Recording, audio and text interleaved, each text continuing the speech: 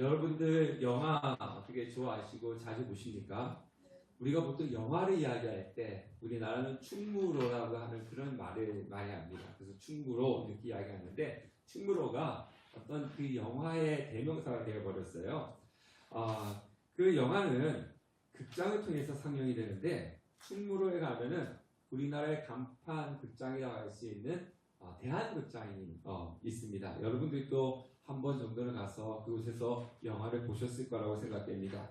이 대한극장의 이 역사가요, 66년의 역사를 가지고 있어요. 그러니까 저보다도 나이가 많은 거예요. 그런데 그 9월까지만 그 영화관을 하고 이제 폐업을 해서 이제 그 공영장으로 바뀔 것이다. 이렇게 이야기를 합니다. 자, 그 이유는요, 예전에 영화 하면은 우리는 무조건 영화관 극장에 가서 영화를 봤습니다. 근데 지금은요, 인터넷이나 TV를 통해서 쉽게 볼 수가 있기 때문에 영화관의 운영이 어려움이 있다는 겁니다. 우리나라 대표적인 극장이었던 대한극장이 있고 서울극장이 있고 또 단성사, 피카디리, 명곡극장. 근데 이게 다 문 닫았어요. 네. 그만큼 시대는 변했는데 그 시대의 변화에 따라 새롭게 계속 변해가야 되는데 그냥 머물러 있으면 모든 것들이 뒤처지게끔 되어 있습니다. 자, 우리나라 최고의 기업이 뭐죠? 네, 삼성이죠. 예전에는요, 삼성은 두 번째였어요. 현대가 먼저였어요. 그죠? 근데 고 이건희 회장이 1993년도에 이런 유명한 말을 했어요. 여러분들 아십니까? 뭐라고 했는지? 돌아가신 고 이건희 회장이 마누라와 자식 빼놓고는 다 바꿔라. 그랬어요. 마누라하고 자식만 빼놓고는 다 바꿔라. 그래서 이 말은 뭐냐면 시대가 변하는데 이 시대의 변해서 바꿔서 시대의 변화에 따라서 바꿔가야지 되지 그냥 가만히 있으면은 이 기업은 멸망하고 만다. 그렇기 때문에 마누라하고 자식만 빼놓고는 다 바꿔라. 그랬습니다. 그래서 삼성은 그때 다 바꿨어요. 그래가지고 지금 세계에서 내노라고 하는 그런 기업이 돼버리고 말았습니다. 여러분들 일본의 소니라고 하는 거 아시죠? 옛날에 아이와 그죠? 그거 안 갖고 있는 사람이 없었어요. 그 다음에 우리 지금 핸드폰으로 다 이렇게 사진 촬영하고 예전에는 필름 사진이 있었잖아요. 후지 필름, 코닥 필름 다 일본 거였습니다. 삼성보다도 더 큰 기업이었고요. 세계적인 기업이었는데요. 지금 소니 물품 쓰시는 분 계십니까? 거의 없을 거예요. 후지 필름, 코닥 필름 그런 회사가 있었어? 우리 젊은이들은 그렇게 합니다. 왜? 삼성보다 더 뛰어났던 그런 기업이 소니와 코닥 필름, 후지 필름이었는데 지금은 유명무실해졌습니다. 왜 그렇습니까? 시대가 변하는데 그 시대에 따라서 변하지 못하고 대처하지 못했기 때문에 다 도태되고 말았습니다. 제가 전번에도 말씀드렸지만은 코로나로 인해서 우리는 비대면 시대를 살아가고 있습니다. 사람들이 그랬잖아요. 대면하는 것보다 비대면이 편하다. 그래서 사람과 서로 이야기하기보다 옆에 앉아있는 친구하고도 뭐예요? 소통할 때? 톡 보냅니다. 톡으로 하는. 그래서 사람과 사람 대면하기 힘들고 어렵다는 거예요. 우리는 지금 비대면의 시대에 살아가고 있습니다. 앞으로 곧 AI 시대가 다가오고 있는데 이 시대는 어떤 세상이 펼쳐질지 모른다는 겁니다. 그래서 이 변화의 시대에 잘 대처해야 된다. 그렇게 이야기를 합니다. 지금 있는 직종들이 대부분 많이 없어지고 새로운 직종들이 생겨날 것이고 또 이제 그 로봇이 발달되기 때문에 힘쓰는 일들은 다 사라져서 로봇이 하기 때문에 사람이 그 힘쓰는 일의 자리에는 설 수가 없는 시대가 오고 말 것입니다. 자, 사람은요, 좋은 것이 있으면 그것에 안주하려고 합니다. 이것이 좋네? 여기에 좋네? 그러면 그것에 안주하려고 합니다. 물은 고이면 어떻게 됩니까? 물은 고이면 썩게끔 되어 있습니다. 물은 계속 흘러야지만이 썩지 않는 것처럼 사람이라고 하는 자신도요, 새롭게 계속 자신을 개발시켜 나가야 되지 개발시켜 나가지 않고 이것이 좋네라고 그 자리에 머물러 있으면 사람은 도태되고 성장해 나갈 수가 없습니다. 사람뿐만 아니라 세상도 마찬가지고 모든 것이 마찬가지입니다. 그래서 우리는 정치 하시는 분들 이야기 들 때 어떤 이야기를 많이 합니까? 개혁이라는 이야기를 많이 합니다. 정치에서나 다른 곳에도 보면 개혁해야 된다. 그래서 심지어는 무슨 당도 있잖아요. 그죠? 자, 근데 개혁이라고 하는 말은 뭡니까? 어떤 조직이나 어떤 제도와 같은 것을 새롭게 좋게 고친다라고 하는 것이 그런 의미가 갖고 있는 게 개혁이에요. 그러니까 개혁해야 된다라고 하는 뭡니까? 지금 있는 것을 더 좋게, 더 새롭게 만들어야 된다. 이것이 개혁이라는 겁니다. 그런데 다들 잘못된 것을 새롭게 좋게 고친다고 개혁을 외치지만 결국은 그 외치는 것이 이면 속에 뭐가 있냐면은 내 자신의 이익을 위해서 개혁을 해야 된다라고 이야기를 합니다. 자, 오늘 우리가 읽은 말씀은요, 새롭게 왕이 된 예후라고 하는 사람에 대해서 나오고 있습니다. 북이스라엘에 이제 새롭게 왕이 되는데 그 사람이 예후입니다. 자, 아합은요, 하나님 보시기에 어떤 왕이었다고 했습니까? 제가 하나님 보시기에 어떤 왕? 선한 왕? 예, 악한 왕이죠. 하나님 보시기에 아합은 악한 왕이었어요. 그렇다고 해서 우리가 악한 왕이 있을 때 우리나라 뭐 역사의 폭군처럼, 세계 역사의 폭군처럼 독재를 하고 막 사람을 막 잡아다 죽이고 막 그래서 악한 왕이다 이렇게 부르는 것이 아니에요. 왜 하나님께서 아합 왕을 가지고 악한 왕이다 그러냐면은 하나님을 믿지 않고 하나님을 섬기지 않고 우상을 섬겼기 때문에 아합은 악한 왕이다 이렇게 얘기했어요. 그러니까 사람이 바라보는 관점과 하나님이 바라보는 관점은 다르다는 거예요. 사람은 뭘 바라봅니까? 사람은 저 사람은 무엇을 얼마큼 가졌어? 이거 보잖아요. 그렇죠? 그러니까 저 사람은 얼마큼 가져 있고 어떤 명예를 가지고 있고 얼마큼 잘 나가 이러면은 다 어저께도 제가 잠깐 그 유튜브에서 보니까요. 우리나라는 죄인이든지 범죄자든지 뭐 어떠든지 간에 돈만 많으면은 다 뭐 해결이 된다는 거예요. 그래서 정치인들도 뭐 권력에 나간 사람들도 어떤 수단과 방법을 가지 않고 돈만 끌어 모으려고 한다. 이래서 이 땅은 미친 세상이다. 이렇게 이야기하는 걸 들었습니다. 예. 그러니까 우리는요, 저 사람이 뭘 갖고 있어? 그것만 바라보잖아요, 사람은. 근데 하나님은 뭘 보신다고요? 믿음을 보시는 거예요. 그래서 마지막 때 예수님 오셨을 때 뭘 보신다고 그랬습니까? 믿음을 보신다고 그랬는 거죠. 그러니까 내가 가지고 있는, 여러분이 가지고 있는 믿음을 하나님께서 바로 보시면서 선한 사람이다, 악한 사람이다 이렇게 생각하는 거죠. 착한 일에 대해서 선한 사람이 아니라 진실로 하나님을 믿는 믿음을 갖고 있는 사람이 선한 사람이고 하나님의 믿음을 가지고 있지 않은 사람이 악한 사람이라는 거죠. 그래서 우리는 아합이라고 하는 사람들은 이 땅에 예수를 믿지 않은 사람들이 다 아합과 같은 악한 사람이라는 겁니다.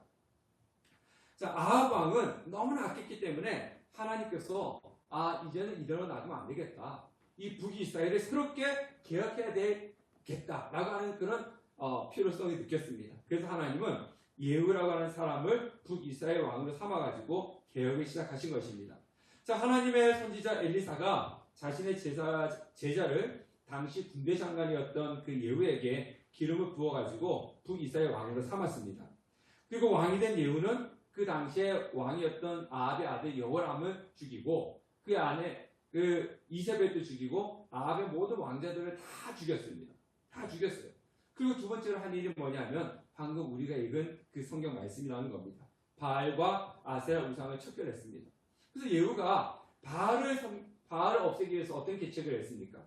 바알을 섬기는 자들, 선지자들, 제사장들 그리고 바알을 섬기는 모든 사람들을 한 사람도 빠지지 말고 다 오라. 내가 아합은 바알을 조금 섬겼지만은 나는 바알을 많이 섬기겠다. 한 명도 빠짐없이 다 모이라. 그렇게 이야기했습니다. 그래가지고 그 바알 신당에 바알을 섬기는 모든 사람들이 다 불러 모았습니다. 그리고 레갑의 아들 여호나답을 시켜가지고 혹시 이 안에 하나님을 섬기는 종들이 있는지 하나님을 섬기는 사람들이 있는지 다 밖으로 빼내라 그랬습니다. 왜냐하면 거기다가 죽을 수도 있으니까 다 그 집에 내라 그랬습니다. 구별해 내라 그랬습니다. 그리고 난 뒤에 바알의 제사장들이 바알에게 번제를 드리기 다 마치고 난 이후에 호위병과 장관들을 시켜갖고 출입구를 막고 한 명도 빠짐없이 다 죽여라 그랬습니다. 다 죽였어요. 그리고 바알의 신당에 있는 그 우상들을 다 회파하고 그리고 그 신전을 뭘로 만들었습니까? 오늘 성경에 보니까 27절에 바알의 신당을 헐어서 변소를 만들었더니 오늘까지 이르렀더라. 이 변소는 뭐냐면요. 성읍의 모든 불결한 것을 저장해두는 장소입니다. 그러니까 이 당시에는요. 이것이 최대 모욕이었어요. 왜냐하면요. 당시에 이 바알, 그러니까 우상을 섬기던 그 신전을 다시 재건할 때는 새로운 것을 새롭게 짓는 것이 아니라 예전에 있던 곳을 다시 재건을 하면서 시작했거든요. 그런데 불결한 것을 집어넣고 못 쓰게 했으니까 이제는 그 곳을 신당으로 사용할 수 없게끔 만든 겁니다. 그런 일을 지금 예후가 했던 겁니다. 그러니까 예후는 이세벨을 통해서 북이스라엘 전국에 퍼져있던 바알 우상을 척결한 겁니다. 쉽게 말하면 개혁을 했는데 어떤 개혁을 했느냐? 신앙 개혁을 한 것입니다. 자, 오늘 성경에 보면 이 예후는 레갑의 아들 여호야다와 손을 잡고 신앙을 개혁했는데 이 레갑의 자손 여호야다는 제가 여름에 예레미야서를 설교할 때 한번 했었죠. 예, 그 사람들은 뭐 했습니까? 예레미야가 가서 포도주를 마시라 그랬더니 뭐라고 했습니까? 레갑의 자손들이 우리 조상이 포도주를 마시지 말고 그리고 포도주는 입에 대지 말고 이 도시를 떠나서 유목민으로 살아라 했기 때문에 우리는 절대로 이 포도주를 마실 수 없다. 그렇게 이야기를 했지 않습니까? 자, 이 신앙이 좋은 이 사람들을 예후가 여호야다와 같이 손을 잡고 이 바알을 척결하는 신앙의 개혁을 했던 거예요. 자, 그런데요, 문제가 생겼습니다. 여기까지 참 좋았어요.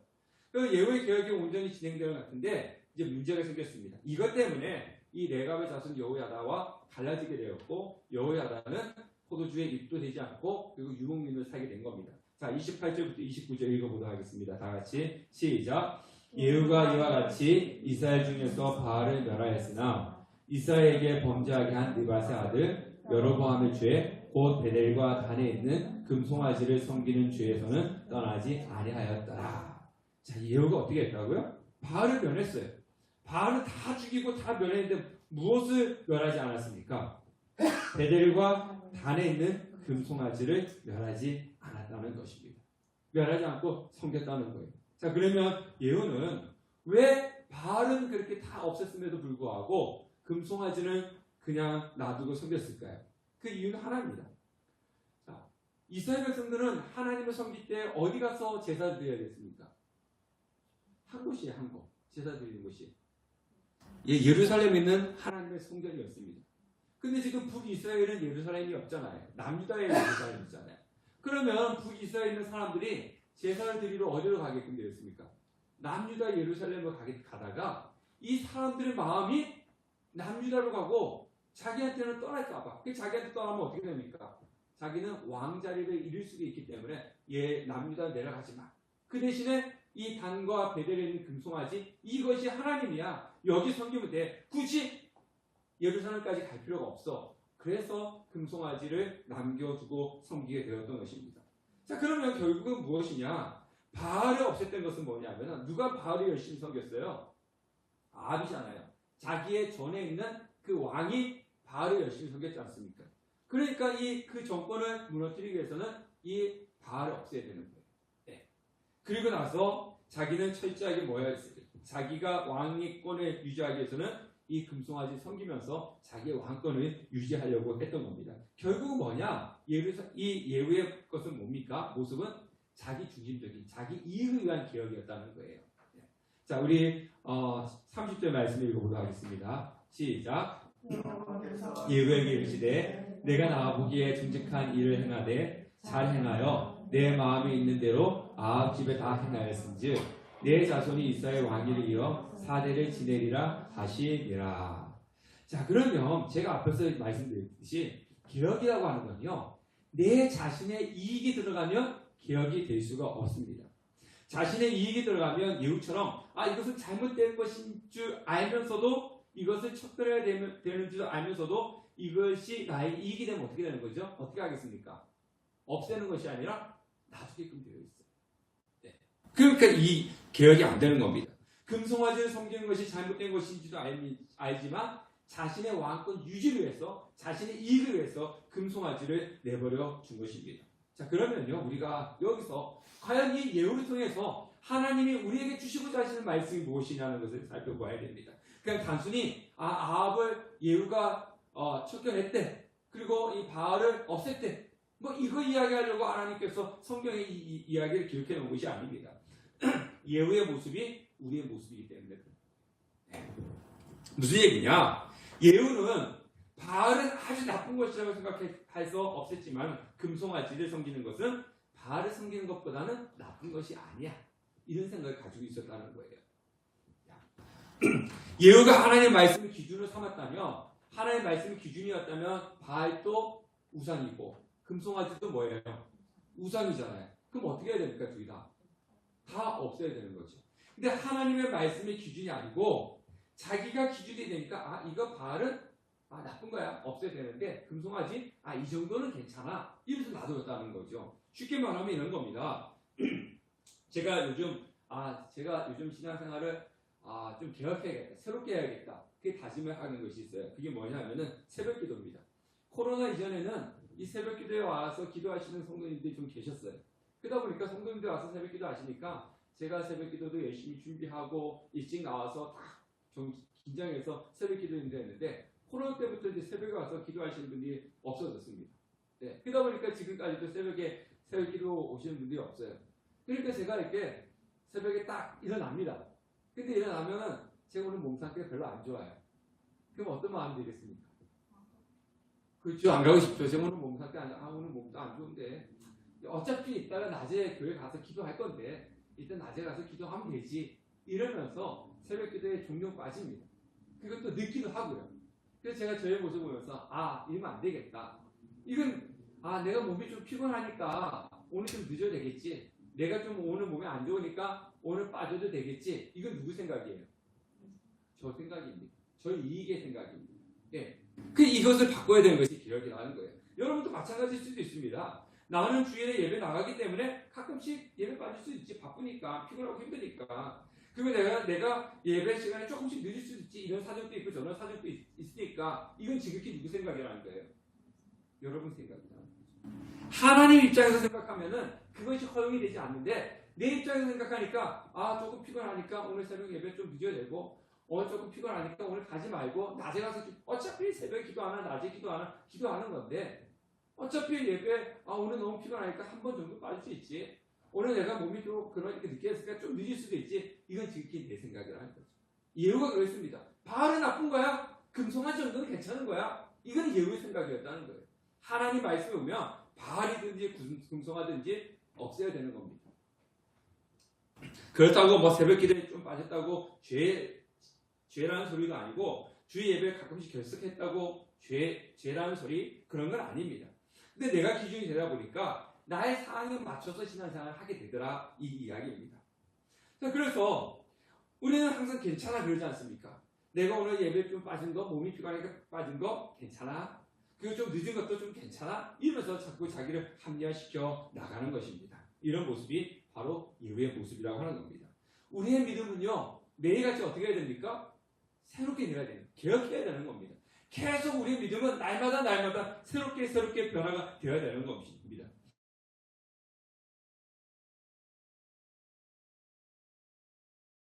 오늘 주일 예배만 나갈게요.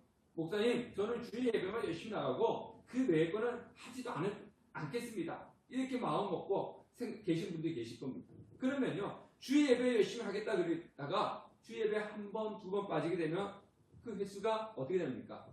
늘어나요. 늘어나다 보면 나중에 뭐까지도 안 나오게 되는 겁니까? 주일 예배도 안 나오게 되는 거예요. 그러니까 우리의 믿음은 주일 예배만 드려야지 이 믿음에서가 아니라 기도도 해야 되고 말씀도 봐야 되고 또 금요 기도에도 나오고 계속 내 믿음이 성장해 가야지만이 내 믿음이 떨어지지 않지. 나는 그냥 주일만 이다 보면 정말 주일 예배만 지키는 것이 아니라 주일도 나오지 않는 그런 신앙의 믿음이 떨어져 가게 된다는 것입니다. 그래서 우리는 늘 믿음의 성숙이 있어야 되는 것입니다. 자, 그런데요, 또 사람들은 개혁을 이야기할 때 밖을 바라봅니다. 무슨 얘기냐? 다른 사람을 바라본다는 거예요. 이 사회가 개혁돼야 돼. 이 정치판이 개혁돼야 돼. 이 교회가 개혁돼야 돼. 그렇게 외치지만 정작 누가 개혁되기를 않으려고 합니까?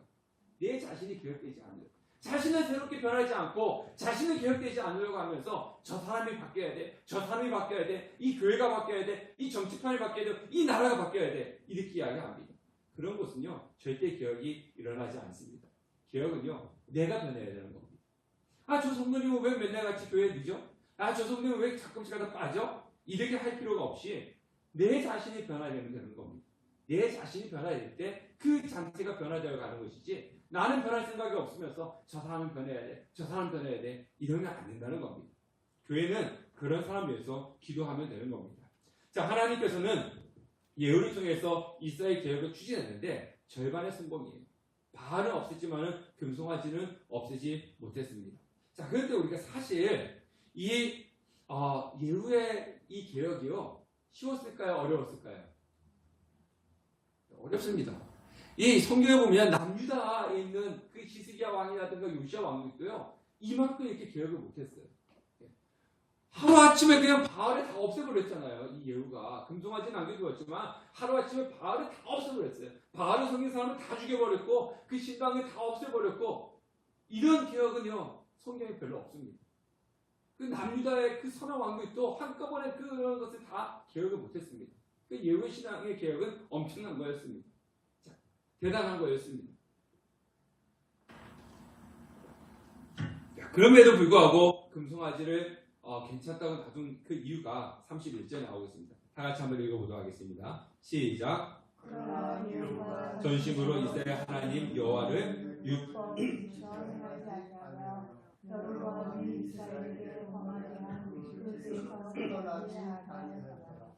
그러나 예후가 전심으로, 이 전심이라는 단어를 잘 살펴보셔야 됩니다.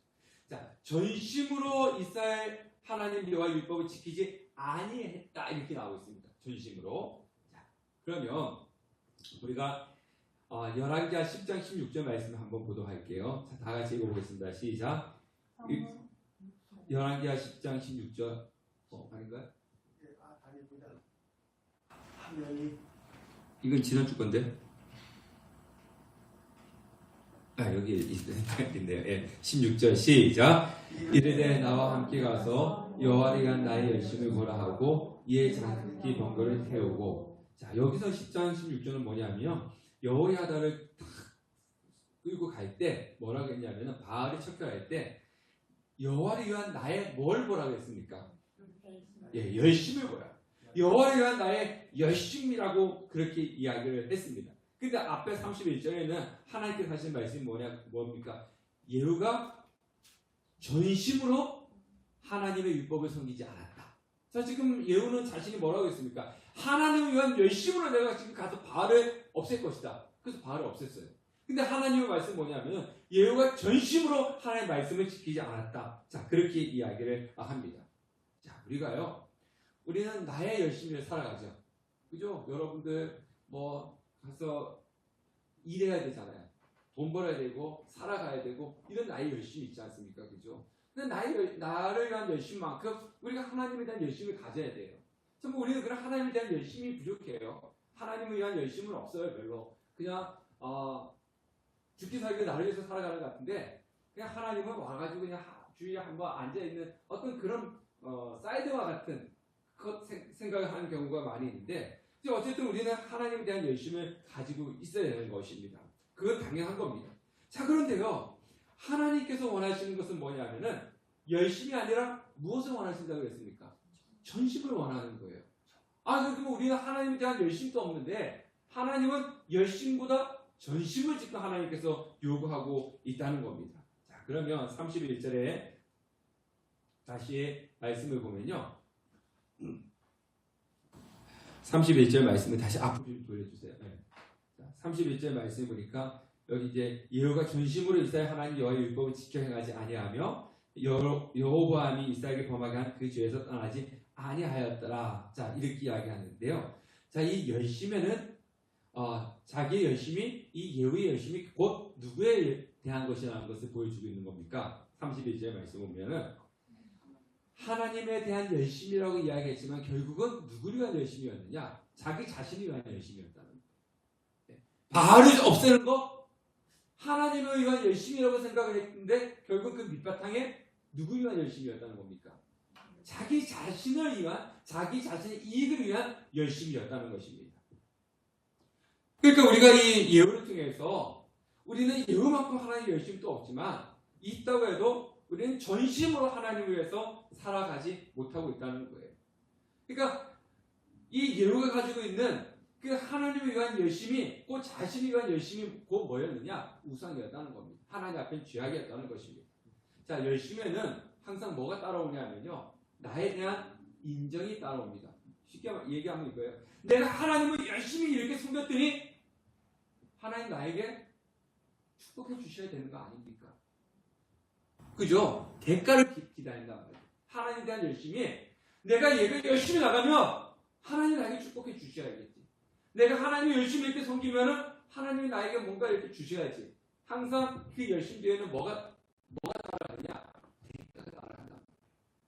자, 그런데 내가 하나님을 열심히 섬겼는데 하나님 나에게 축복을 주시지 않았다면, 그 대가가 나한테 주어지지 않으면, 그러면 뭐가 되는 겁니까? 시험이 되는 거지. 자, 우리가 이제 안티 기독교인 하지 않습니까? 안티 기독교인들의 대부분이 누군지 아십니까? 과거의 교회에 열심히 다녔다. 그러니까 우리가 생각할 때 안티 기독교인 그러면은 교회도 다녀보지도 않고 그랬던 사람이라고 생각하는데, 대부분이요, 과거의 교회에 다녀본 경험이 있는 사람들, 과거의 교회에 열심히 다녔던 사람들이 안티 기독교인들이에요. 왜 그렇습니까? 하나님에 대한 열심이 있었어요. 근데 그 뒤에 뭐가 있었어요? 거기에 대한 대가를 기대했는데, 그 대가가 오지 않아서 뭐가 된 겁니까? 이제는 예전에 하나님을 향한 열심이 이제는 하나님을 반대하는 열심으로 바뀌었다는 거예요. 그래서 하나님이 우리한테 원하는 것은 하나님을 향한 열심보다는 전심으로 하나님을 섬겨라, 그렇게 말씀을 하고 있는 것입니다. 전심이라고 하는 건 뭡니까? 나의 전부를 하나님께 드리는 것, 그것이 바로 전심이라고 하는 겁니다. 우리가 이 정도만, 내가 이 정도만 하나님을 섬기면 되고, 그리고 나머지는 내 멋대로 할 거야. 주의 예배만 드리고 나머지는 그냥 내 멋대로 할 거야. 주의뿐만 아니라 우리는 모든 순간순간에 다 하나님 앞에 드려야 되는 겁니다. 요만큼만 주 거놓고, 요까지는 주 딱 거놓고, 요만큼만 하나님을 위해서 하고, 요거는 그냥 내가 할 거야. 이건 전심이 아니라는 거예요. 하나님은 전심을 원하고 계시는 겁니다. 우리의 마음이 몇 %가 하나님께 가 있다고 생각하십니까? 여러분의 마음이 100%라면 100% 중에서 여러분의 마음이 하나님 앞에 몇 % 가 있다고 생각하십니까? 100% 가 있는 걸 하나님께서 원하시는 거. 이게 전심이에요. 99% 하나님께 가 있고 1%는 가 있지 않으면 이거는 하나님 위한 열심, 예우가 하나님 위한 열심이 될 수밖에 없는 겁니다. 하나님은 그 1%조차도 버리고 100%를 전심을 다해서 하나님을 섬기라고 그렇게 말씀을 하고 있는 것입니다. 그래야지만이 하나님이 나에게 이런 상황을 주고 저런 상황을 주어도 늘 우리는 감사하며 신앙의 흔들림 없이 하나님 앞에 갈 수가 있는 거예요. 열심 뒤에 대가를 바라는 그것이 조금이라도 있게 된다면 우리는 언제든지 실망할 수밖에 없고, 언제든지 그것 때문에 시험 들 수밖에 없고, 언제든지 그것 때문에 하나님을 떠날 수밖에 없다는 겁니다. 그래서 하나님께서 우리에게 원하시는 것은 너 멋대로 선을 그어놓고 요만큼만 하나님 섬길게요, 요만큼만 하나님 섬길게요, 그리고 나머지 내가 내 멋대로 할게요가 아니라 나의 모든 전심을 하나님께 드리기를 원하시고 계시는 것입니다. 우리 함께하는 교회 성도님들, 하나님을 향한 열심을 가지십시오. 우리는 그 열심조차도 부족합니다. 하나님을 향한 열심을 가지십시오. 그리고 그 열심에 머물러 있는 것이 아니라 나의 전부를 하나님께 드릴 수 있는 전심을 하나님께 드리는 우리 성도님 되시기를 주님의 이름으로 축원합니다. 아멘.